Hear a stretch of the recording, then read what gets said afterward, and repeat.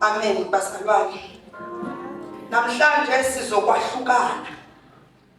Siyazi ukuthi kungani uNkulunkulu ethe uma ebheka izwe lakhe walibona lihlele emanyaleni, wabona kufanelekile weza icebo lokuthi ngizothumela umuntu ozohamba phambi kwami avule indlela, ekuyivuleni kwakhe indlela angixoxele abantu bami, abahlambe, abageza, abagezisise, ukwenzela ukuthi mina mafika njengoNkulunkulu uma ngabe ngizonikeza i-judgment ndiyikhiphe based on information ezawubuyise ne-messenger engiyithumelele. I-message izele ukuzositshela ukuthi lungisani ukwenza kwenu, lungisani ukuhlala kwenu, lungisani ukuhamba kwenu, ngoba siyezi isikhathi apho you will not be given i-chance yokulungisa apho ungenzanga kahle khona. Yes, imini lapho ekuyothiwa xa kubizwa igama lakho noba ngabe ubungakalungi ifikile leyo mini. The only thing i-messenger engazanga nayo yi-date yokufika kukaBaba. Ithi incwadi kaMateyu, hlalani nilindile njengoba ningalazi ixesha kwanalo ilixa eyothi kuye ngayo iNkosi. uYesu Kristu uzolungisa ukwenzela ukuthi xa kufika lelo langa ungabi sabambezele kulokufuna izinto ezikude nawe, kodwa umthwalo wakho mawuhlale eduze kwakho, ukwenzela makufika leyo mini ungasajongina ngasemva uvele uqhubekeke nendlela. I-messenger, when we are being purified, siyalungiswa, silungiselele usuku olukhulu. Ngiyaqonda, ngiya-understand ukuthi wonke umuntu osinikelayo eNkosini usuke elungiselela ikhaya lakhe elingekho emhlabeni, elingenzwanga ngazandla. Uyazi ukuthi ukuphila kwethu esemhlabeni is only for a matter of time. Ifikile i-messenger. You've been told ukuthi you are dirty. Nitsheliwe nini ukuthi ninamabala, ningcolile. Natshelwa nendlela emanenze ngayo ukuze nizococeka. Kwathiwa mlandeleni, nihambe emva kwakhe. Maseyifika ke leyo mini ungathi awuzwanga. You were told. And when the judgment is passed down, it will be passed down based on esazi ukuthi I gave you a chance. Osabambelele kwizinto zobumnyama, shame on you. Osabambelele ezintweni zasemhlabeni, shame on you. Ngoba ikhona iNkosi eguqulayo ukuthanda konke ikwenze ifane nokuthanda kukaThixo. Ikhona iNkosi enguYesu Kristu efike emntwini ibe njengensipho ikufezela amabala nokungcono kukuwe. Bese mayibreath yakulungisa ikulungisisise ukwenzela ukuthi la ufike lo langa ungene. La ufike lo langa ungene. So entotshane kwi-conference okanye kwi-revival yomama ifikile i-messenger. Mangiqala ngoLwesihlanu ngithe i-messenger akufani ne-raffle. Niyazi i-raffle ekolweni abantwana will understand this. Kuthiwe faka amagama amaningi esigqokweni bese sifaka isandla bese siyakhipha kuthiwe uzoya ke kuMama uMnyezima. asibona ukuthi uyokwenzani ufokule cha. uNkulunkulu uhleli phansi noYesu Kristu. Wathi hamba kumama uMyezi. Wamnika igama, wamnika isibongo sami. Wamnika nendawo ehlala kuyo. Wathi ngisho abantwana niboleke bona. Wathi usufike kwelakhaya nanga amabala khona. So awukwazi ukuthi wena you did not know. Because on the letter ephethwe messenger, your name was on it. And your address was written. It is not by mistake that ukukhulunywa nawe, but it is by intention ukuthi uzwe. And then uphenduke i-transformation yenzeke empilweni yakho. Ushiye izinto uzenza ungene endlini kaThixo. Amen bazalwane. So namhlanje sizogibela indiza. We are boarding. Namhlanje siyahamba. We've been told kwathiwa nomsana anilungiseleli ke izindlu zethu ezizamamiliyoni esizakhayo. Asilungiseleli ke ezimoto zethu sizithengayo ngemali eziduru. Kodwa khona ikhaya esilungiselelayo. Leyo enyakhiyelo ngizayishiya. Lezo moto engihamba ngazo ngizoshiya. Ngisho nabantwana abalithemba nami bazosala. Ngoba when that day comes, there's only one seat reserved on the plane. It only depends ukuthi who has got i-qualification nezinto zokungena eplaneni. Namhlanje ngithi siyandisa. Asifundeni ke mama. Laphayana kwincwadi yaseFilipi kwabaseFilipi uchapter 3 sizofunda uverse 18, 19, 20 and 21. Verse 18, 19, 20 and 21. Ngizocela ukuthi ngiqale ngifunde ngesiXhosa bese ilandele ngesizulu kwenzela ukuthi sizozwa ukuthi mhlawumbe amanye amagama angahambelani nani. Isihloko kweyami iBhayibheli sithi intshaba zomnqamlezo kaKristu. Intshaba sisitha ke bazalwane. Ithi intshaba zomnqamlezo kaKristu. Verse 18, kuba baninzi abahambayo endathetha futhi kuni ngabo. Ngokuke ndithetha ndilila nokulila. Ndisithi bazizo intshaba zomnqamlezo kaKristu. Abasiphelo siyintshabalala. Abathixo usisisu sabo. Abaluzuko lulihlazo labo. Abanyemekela izinto zomhlaba. Kuba thina ikowethu lisemazulwini. Apho kananjalo silinde khona kwa umsindisi. Inkosi Yesu, Inkosi uYesu Kristu. Eyakuwenza kumila kumbi umzimba wokuthobeka kwethu. Ukuze wona wenziwe ufane nawo umzimba wosuku lwakhe. Ngokusebenza kwalowo unako ukuzithobela phansi kwakhe zonke izinto. Ngicela sifunde ngesizulu. uPauli ubaluleka ngokumlandela yena. Verse 18. Ngokuba abaningi engangitshela kaningi ngawo namanje nginitshela nangezinyembezi bahamba izitha zesiphambano sikaKristu. Abatshela wabo kungukubhujiswa. Abankulunkulu wabo yisisu. Lodumbo lwabo lusehlazweni lwabo. Abangabanaka okomhlaba. Kepha thina singabombuso wasezulwini. Lapho futhi silindela khona ukuba kuvele umsindisi inkosi uJesu Kristu. Oyaguqula isimo somzimba wethu ngokuthotshiswa. Ufane nomzimba wakhe wenkazimulo.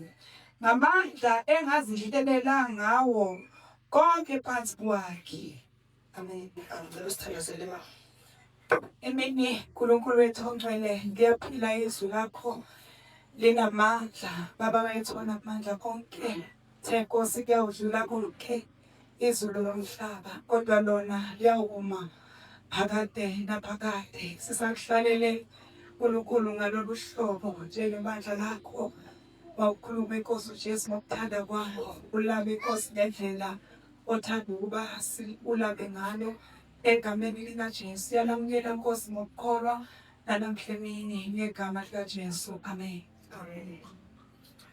Lapha bazalwane umpostoli uPaula ubhalela ibandla labaseFilipi uyabayala uyakhuluma nabo ezama ukuthi bayi-understand into yokuthi abantu abayisitha sikaKristu banjani.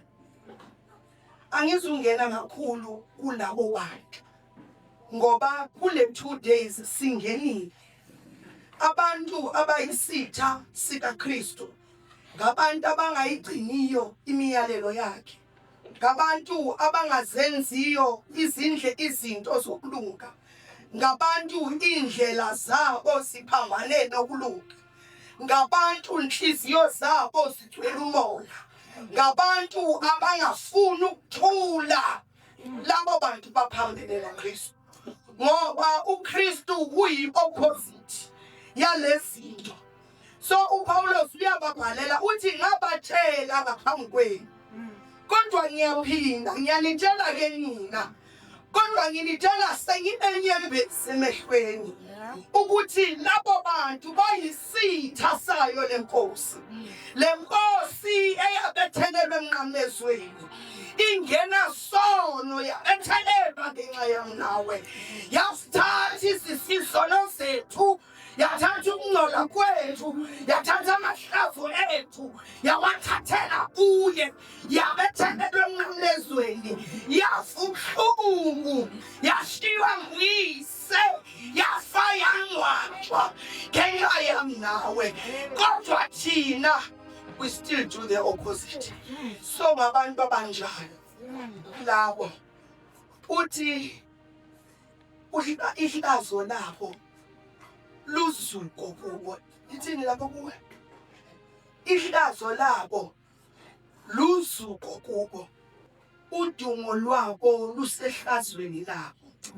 Izolo besikhuluma ngowesifazane ohlakaniphileyo, owesifazane one-discipline, owesifazane ongakhulumi nanoma yini ngomlomo wakhe, owesifazane okwesabayo basehlazweni. Ngaphezu kwabo bonke owesifazane owesabayo ukuhlaza uNkulunkulu wakhe.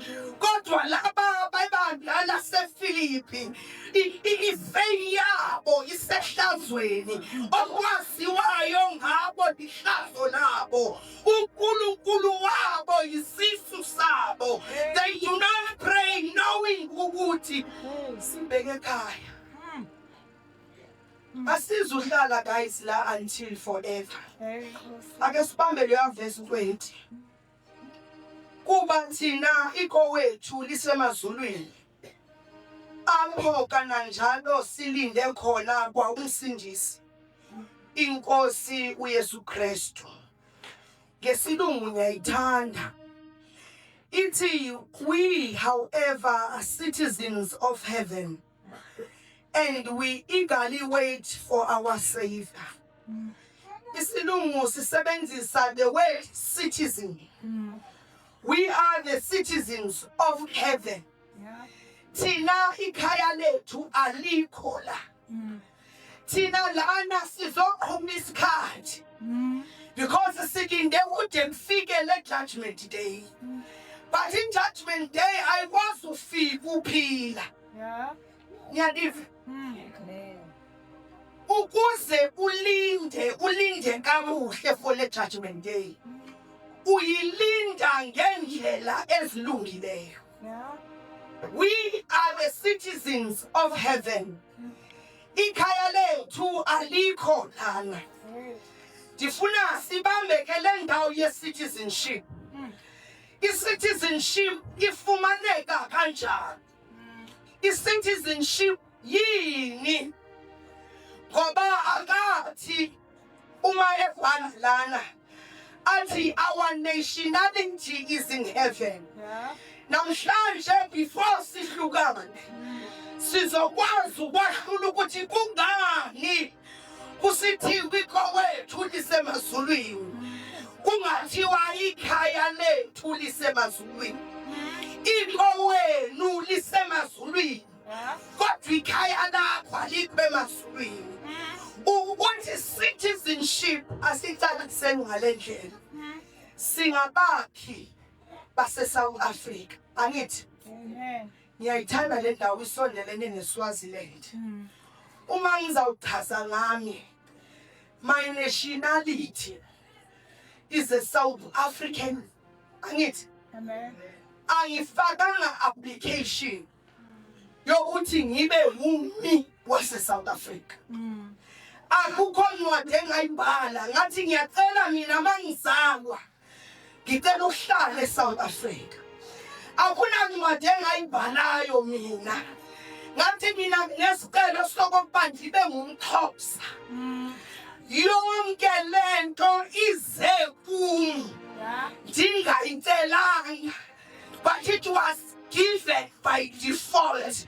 Eyokokuba my nationality is a South African. Siyabana?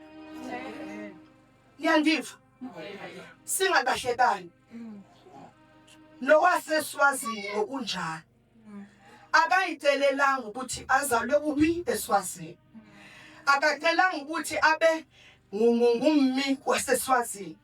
Ena futhi akayitelelanga ukuthi abe mnyama noma abe mhlophe. Yonke lento ifika kuthi mahala. Siyabana? You are who you are because it was given to you. Mahala hi. Awuna contribution oyenzileyo ukuze ube yiSouth African. Awuna contribution oyenzileyo ukuze wena uzalwe ngabazali laba bangabazali bakho. It was given to you. Siyabana? But uPaulos uthi our citizenship is in heaven. Ithini ke lento? Ukuze ube nemvume yokwazi ukuhlala kwelinye ilizwe, awuvela ufike khona ekseni ukuthi ngicela ukuhlala nani. There are processes ezenziwayo, kunama applications ekufanele eHome Affairs ukuthi manje sekufike eSwazi National ifuna ukobtaina ubuzwe mase South Africa. Bese bamtshele bathi nayi form, gcwalisa le form, and based on your approval you will become the citizen of South Africa. Gcwalisa nayi form. Umuyigcwalisile form and you are approved, you will become a citizen of South Africa. Awukwazi ukufumana ama benefits uze eSouth Africa illegally. Awukwazi ukufumana ubuzwe base South Africa uze ngendlela engeyiyo. Ukuze umuntu nomuntu afumane citizenship, zikhona i-requirements ezikhona ezikwenzayo ukuthi uvumeleke ukuthi uzoba yi-citizen yalelo country. Uma ngabe sewu-applying, you will then enjoy the benefits. Abanye bafumana i-benefits ngokuba babe ngama-citizens ase-South Africa. uRamaphosa uyayikhipha imali yokondla abantwana, uyayikhipha ipension yabantu abadala, uyabasa abantwana ezikolweni mhlambe ngamabhazari okwanye kanjani. All those benefits are reserved for South African citizens. But when I submit my application and it is approved, yonke into ngayenza ngendlela, I then qualify. I then qualify to receive all the benefits esifunyanwa ngabantu bemi balelo lizwe. Siyavana? So ke mna nawe sihleli la ngoba sihleli kodwa our citizen isemazulwini. Kukho izinto ekufanele sizifakile, kukho indlela ekufanele siziphethe ngayo, kukho umuntu ekufanele simthobele ukuze i-application yethu izo-approve, sizokwazi ukuthi sibizwe ngabantwana bakhe. We need to follow processes ezenza ukuthi sikwazi ukuba ngabantwana basezulwini. Akungenwa laphana ngokuthi hey mina ngwabantshakazi omgazi osobethu ningitshela kangaka omgazi angiphumi nawe bamtshakazi. Ezulwini akungenwa ngeyithakazelo zakini. Ezulwini akungenwa ngokuthi wena inkosi untshangase yayikusa indawo ohlala kuyo. Ezulwini kungenwa ngokulunga kwakho. Ezulwini kungenwa nge-application oyifakayo. If you meet all the requirements, then uzawungena ezulwini. Bathi bazoyithinka nilungiselelwa for ibody, nilungiselela ukuhamba niyofika lapha niyakhona. But if you do not qualify, your application is going to decline. If you do not qualify, noma ungayipaki ikhwama zeLouis Vuitton kulungele ukuya endleleni. If you do not meet the requirements, your application will be declined. Bathi ke yesinye isikhathi ngisahlala eJoburg, ngisebenza e-Unilever, ndifumane i-Unilever i-head office yethu yayiseDurban. Thina singabasebenzi sikuphi siseJoburg. Every year bekwa ne-financial year end party eyenziwayo. Kodwa uyabona ukuthi siseJoburg bona baseDurban. And then they send us email 18. You are invited to attend year-end function. Ezobe iseDurban. Bese ithi all finances will be financed by the management. Yandiva? Ningalahleki because angizobuya. I get an invite. Ngibizela ku financial year end eseDurban. Bese ithi kimi ngelanga elithile come to eDurban. Kune financial year end party. Bese ithi do not worry about the finances. Konke kubhadalelwe.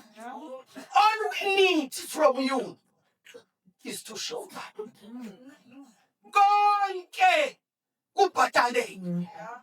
All you need to do is to show up. Wenze njani uYesu Kristu nakuthi onke amacala ethu abhadalelwe.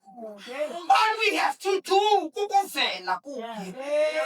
Ngisho njani invitation wami ithi do not worry ngekwenza okanye ngawo, but I need you to show up because everything ngisho ukudla will be paid for. Nakizona izinto uzabhadalelwa.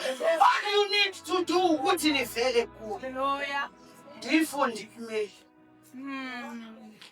Bese inginikeze amalanga engizowahlala lapha. Ithi uzawuhlala u3 days. Inginikeze ama-activities endizawenza. Ithi on arrival you welcome from CEO. Day 1 lo sifika late. What day 2? Ithi there's a gala dinner. What day 3? Ithi we are gifting you for the service osiphenyo. What day 3 ntambama? Ithi departure. Endaweni zethu. Ngiyabuyela ezindaweni zethu. Uma ngifunda i-email yami ndajabula because yonke into ibhadalelwe. Kodwa ayazi kusalele kuphi. Uma ngabuza uthatha uhambo oluya kwenye indawo, i-luggage yakho, izinto ozifake esikhwameni sakho are not determined by the place osuka kuyo. But your luggage and the content of your luggage should be izinto zale ndawo yakho. Ngoba kula ndawo yakuyo there's a program ezodinga izinto sazifaka kule phela. Angeke ngithi ngisiye eThekwini bese ngipakisha izinto ngenxa yeweather yasophongolo. Ngiyandiva? I am going to Durban. Ngizinikezwe izinto engizawuzenza. So i-dress code isuka kum ukuthi ngizogqoka kanjani eGalathini. Nge-welcome kufanele ngigqoke kanjani. So izinto engizifake esikhwameni sami ayizozinto zendaweni suka. Izinto engizifake esikhwameni sami ayizozinto zendaweni suka kuyo. Kodwa zizinto zendaweni yakuyo. Because I'll be required ukuthi ngisifithe kwisimo endiyakuso. Uma ngabe kuthiwa yebhishi awufaki i-dress suit ngenxa yokuthi kuyaletha ukubonga. Uyisaphi i-dress suit? Lithi kuninga la siyakhona asizungena ngenxa yokuthi sisukaphi. But sizawungena nge-contents ezizesikhwameni sethu ezizasivumela ukuthi i-function ibe yimpumelelo. Kodwa umbangaba your packing is wrong. I tell you nangaphambili ngeke wonwayo. Angeke wonwayo. Kunento esijwayele ukuyikhuluma yokuthi hey yabona inkonzo yanamhlanje umuzwe wethu usathana ukhona phakathi kwethu. Nike niza leyo nto. Ndiyafuna ukwehla kodwa ayithini kumina lethi.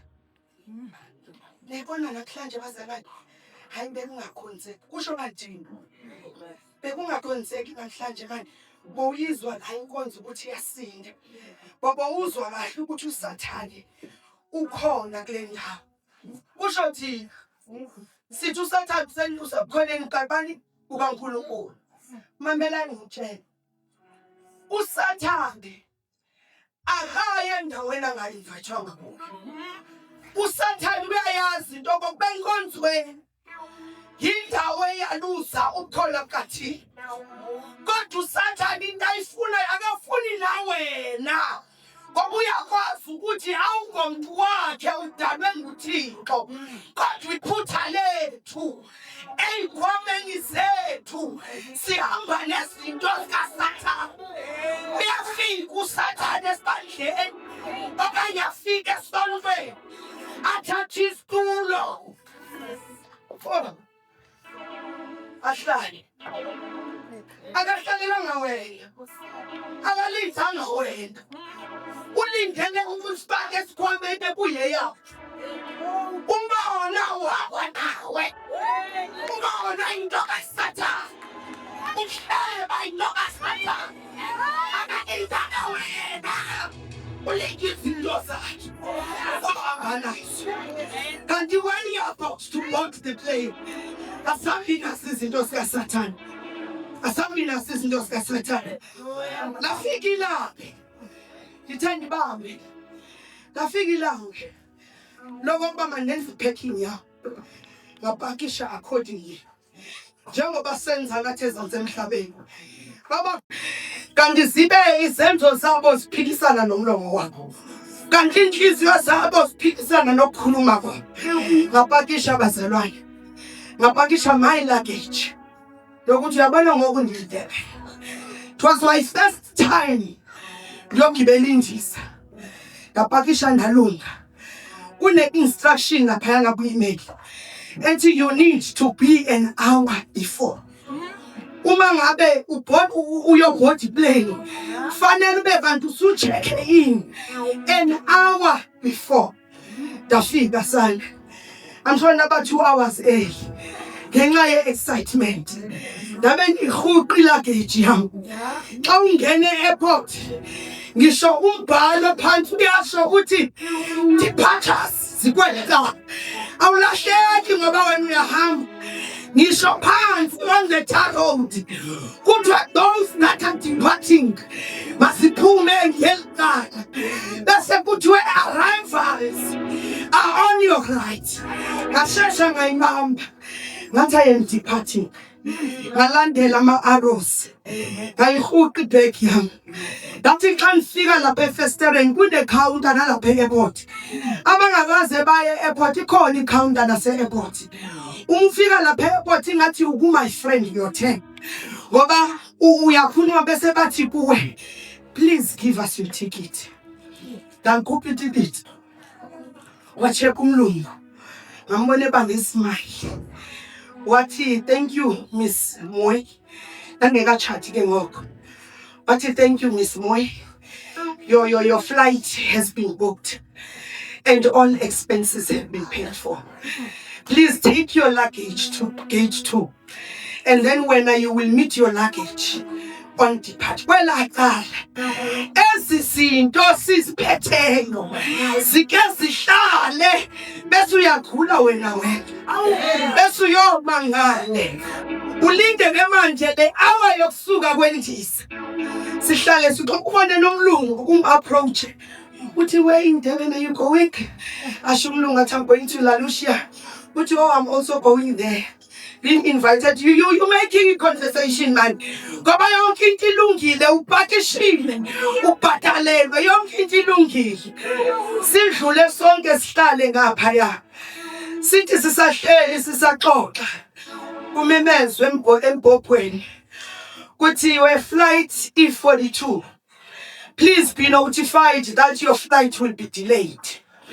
All the luggages umuntu nomuntu akamecam kwebhegi yakhe because there are inconsistencies ezikhona. Kunezinto ezingahambi ngendlela kwi-luggage zenu. So umuntu nomuntu mangamecam kwe-luggage yakhe ndayilanda leyange yazomecam kwami nokuye walande yakhe yamecam kwami.